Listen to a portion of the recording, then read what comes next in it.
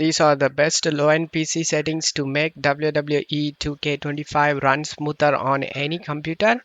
All you have to do is press page up key and go to options and go to extras and select the graphics settings. Texture quality set it to standard. Window mode set it to no. And VSync set to no. Action camera FPS set it to 30. Shadow quality set to off. And shader quality set this to low. Anti-aliasing set this to FXWA. Lighter than TWA.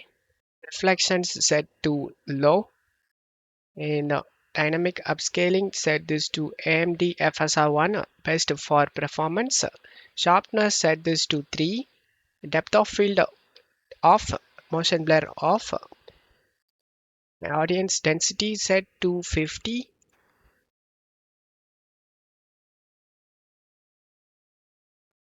Multi superstore performance mode, turn it on and just press the spacebar key to accept the settings, and the settings will be saved, guys. So as you can see, everything has been saved. Now you can enjoy the game on your low-end PC without any lag. I hope this video helped you guys. If the video helped you, don't forget to leave a like and subscribe. Thank you.